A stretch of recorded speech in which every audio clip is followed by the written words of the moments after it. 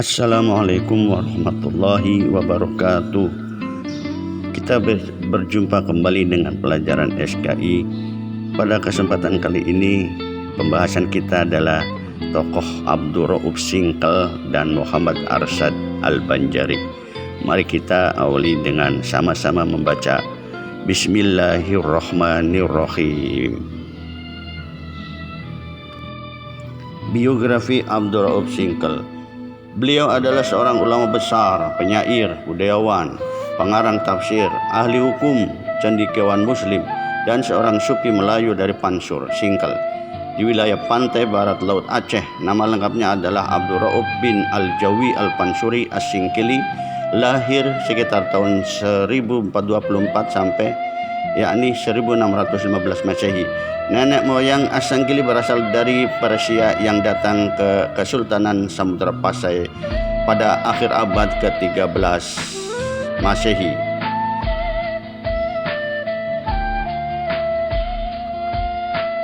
Pendidikan beliau, di masa kecil ia belajar kepada ayahnya, lalu pergi ke Banda Aceh berguru kepada Syamsuddin As-Sumatrani tahun 1052 Hijriah atau 642 Masehi. Mengembara ke Tanah Haram belajar agama sekaligus ibadah haji. Dalam perjalanannya ia singgah di beberapa tempat, mulai dari Doha, Qatar. Ia belajar kepada Abdul Qadir Al-Mawirir, lalu ke Baitul Faqih, Yaman, berguru kepada ulama dari keluarga Jam'an seperti Ibrahim bin Muhammad bin Jam'an, Ibrahim bin Abdullah bin Jam'an, Qadi Ishaq bin Abdullah bin Jam'an. Setelah dari Baitul Faqih, beliau ke Jeddah berguru kepada Abdul Qadir Al-Barkali. Kemudian ke Makkah belajar kepada Badr ad-Din Al-Lahuri dan Abdullah Al-Lahuri. Terakhir ke Madinah berguru kepada Ahmad Al-Qusaisi dan Ibrahim Al-Qurani.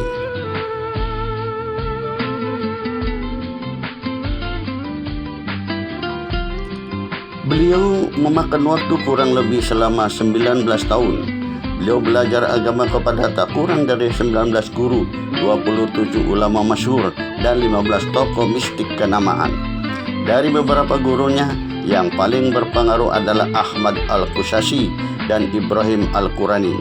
Pada sekitar tahun 1584 Hijriah atau 1661 Masehi, As-Singkili kembali ke Aceh. Tahun 1645 sampai 1675, As-Singkili kemudian diangkat sebagai Qadi Malik Al-Adil atau mufti yang bertanggung jawab atas masalah-masalah keagamaan. Hingga pada tahun 1693 Masehi, ia wafat dan dikebumikan di samping makam Teungku Anjong. Selanjutnya adalah peranan dan keteladanan Abdul Rauf Singkel. Pertama adalah beliau menjadi pelajar yang gigih. Kedua, menjadi ulama yang produktif dan dalam berbagai disiplin ilmu.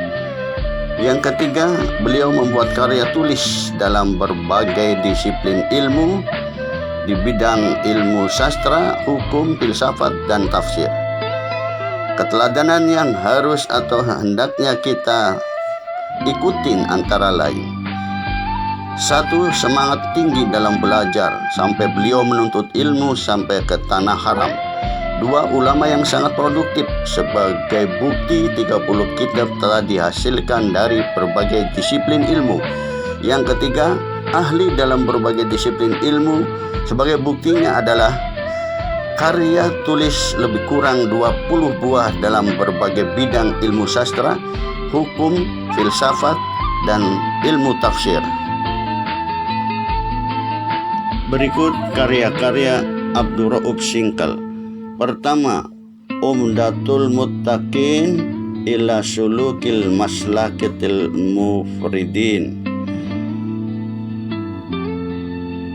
Yang kedua, Mir'atut Tullab fi Tashil Ma'rifah Al-Ahkam Asy-Syar'iyyah lil Malik Al-Wahhab. Isinya tentang ilmu fikih menurut madhab Syafi'i. Yang ketiga, Hikayat Al-Muhtajin ila Sulukil Maslak Kamal At-Talibin. Isi kitab ini tentang ilmu tasawuf yang dikembangkan oleh Abdul Rauf. Yang keempat adalah Mau'izal Al-Badi atau Al-Mawa'id Al-Badi'ah.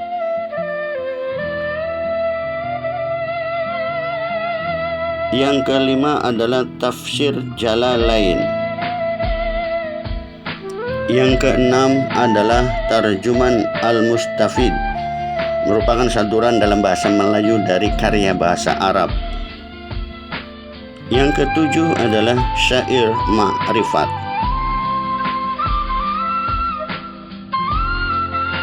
Tokoh yang kedua adalah Muhammad Arsyad Al-Banjari.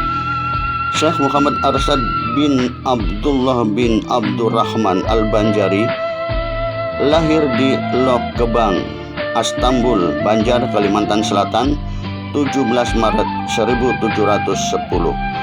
Beliau meninggal 3 Oktober 1812 pada umur 102 tahun. Beliau adalah ulama fikih madhab Syafi'i yang berasal dari kota Martapura di Tanah Banjar, Kesultanan Banjar, Kalimantan Selatan. Beliau pengarang kitab Sabilul Muhtadin yang banyak menjadi rujukan bagi para pemeluk ajaran Islam di Asia Tenggara.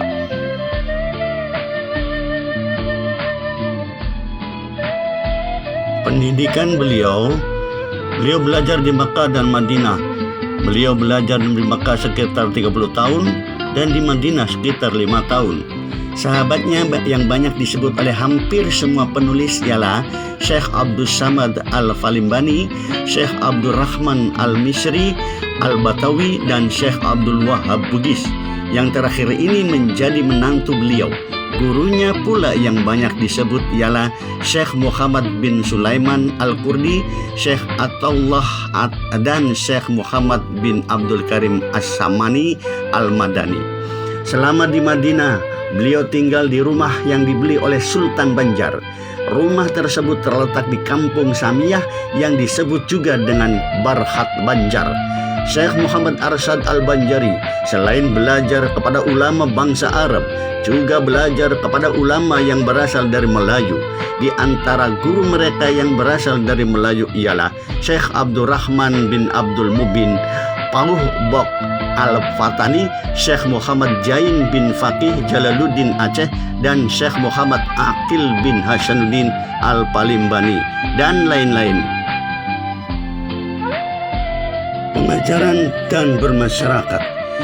Syekh Muhammad Arsyad Al-Banjari adalah pelopor pengajaran hukum Islam di Kalimantan Selatan.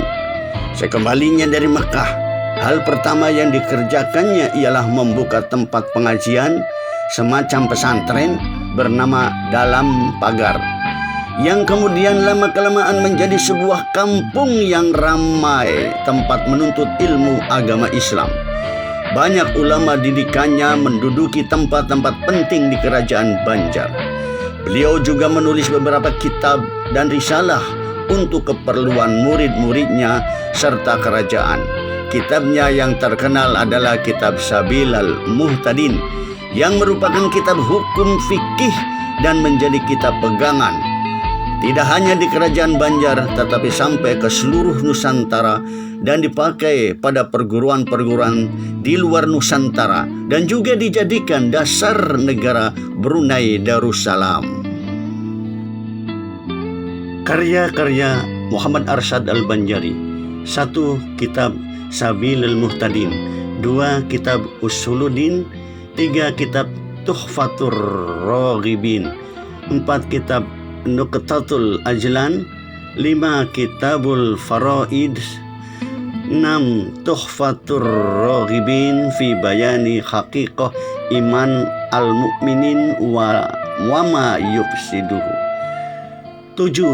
Luqtah al-Ajlan fil haidi wan nifasi wastihadah,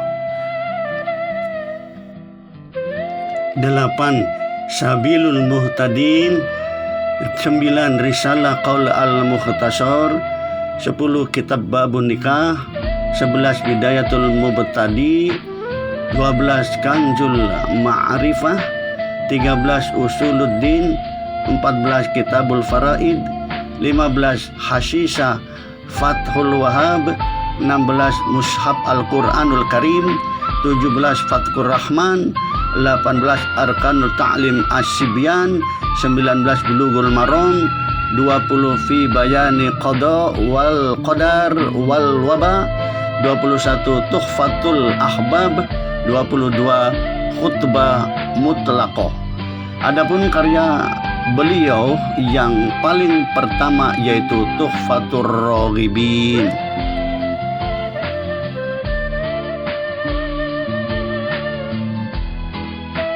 Peran Muhammad Arsyad Al-Banjari dalam perkembangan Islam di Indonesia. 1. Sebagai orang yang gigih dalam menuntut ilmu sampai ke Mekah dan Madinah. 2. Sebagai pengarang kitab Sabilul Muhtadin yang banyak menjadi rujukan bagi banyak pemeluk agama Islam di Asia Tenggara. Yang ketiga, mensyiarkan Islam sampai ke Asia Tenggara. Alhamdulillahirrabbilalamin. Telah selesai materi ini. Sebelum saya tutup, ada sedikit nasihat. Janganlah merasa diri kita tahu, tapi sebenarnya tidak tahu. Jadilah orang yang merasa dirinya tak tahu, karena ia akan selalu belajar dan cari tahu. Belajarlah kapan dan dimanapun Anda berada, karena dengan belajar akan terbuka cakrawala kehidupan dunia akhirat. Mari kita tutup dengan sama-sama membaca Alhamdulillahi Rabbil Alamin.